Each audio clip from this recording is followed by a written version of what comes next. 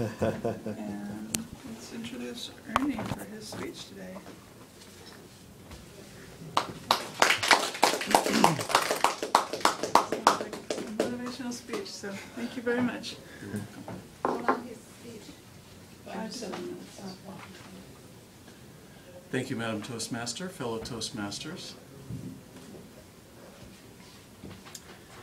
If you had $60 million, 6 years, a large staff, a lot of resources, you could probably make a difference, a big difference in the lives and health of lowest income families in one county in Oregon. But that is not the challenge that Jerry Sternin faced.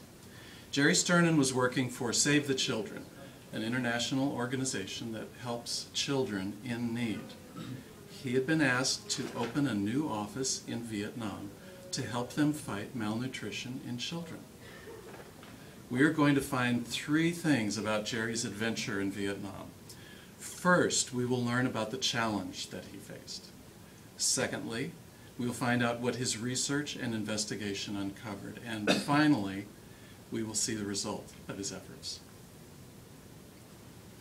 The challenge. He was given 6 months to make a difference. He was not given a large budget. He was not given a large staff.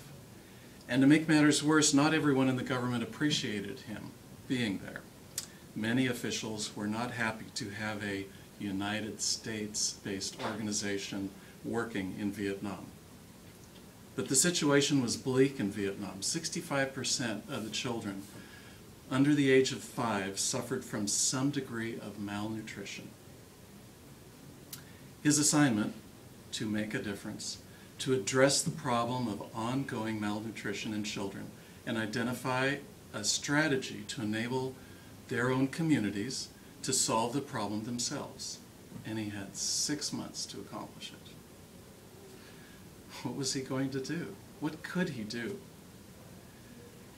Well, given his extreme limitations, he adopted a unique approach.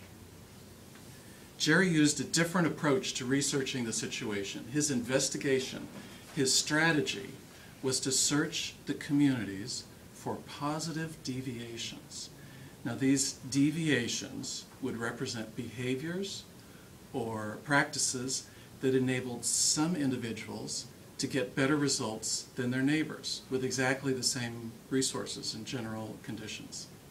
And if their secrets could be analyzed and isolated, then they could potentially be replicated. So if some kids were healthy despite the disadvantages, poverty, etc., that meant malnourishment was not inevitable. So Jerry traveled to rural villages. He met with groups of local mothers. He divided them up into teams. He had them go out and weigh and measure every child in the village. While reviewing the results, when the results came back in, he asked them, did any of the very, very poor children, were any of them bigger and healthier than the typical child? The women answered, yes, yes. So he continued, is it possible today in this village for a very poor family to have a well-nourished child? Yes, yes, they replied enthusiastically. So, what was the solution? What were the results? Jerry and his teams of recruits, mothers and other village members, gathered information about how all families fed their children. They discovered that the average child ate twice a day, generally a diet of rice. They were not given too much help or interaction from their parents. They just let them eat. And they didn't encourage them to eat when they were sick. They were sick, they didn't want to eat, that was fine. On the other hand, they investigated the families with these positive deviations where the kids were more healthy. And what they found was this.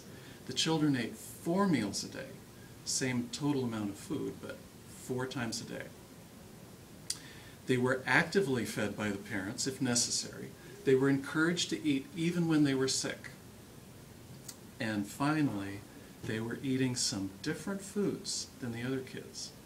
Their mothers were collecting tiny shrimp and crabs, as well as some sweet potato greens, and they were adding that to their meals. By doing this, they were providing them with protein and vitamins, essential things that they wouldn't have otherwise gotten.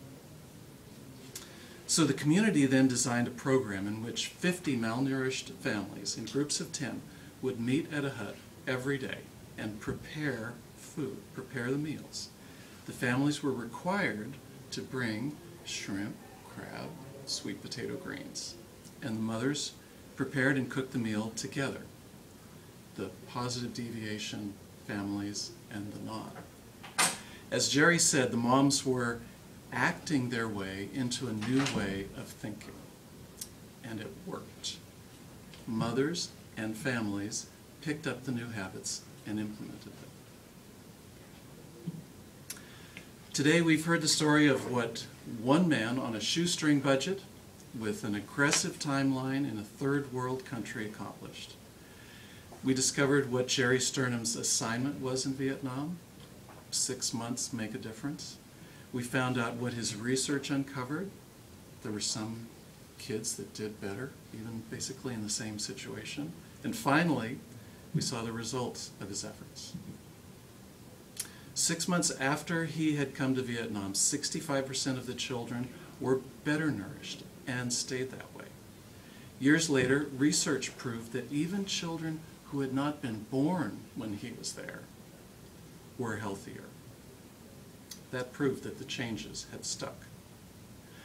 The plan was a success. Jerry's innovative approach led to amazing results. Madam Toastmaster.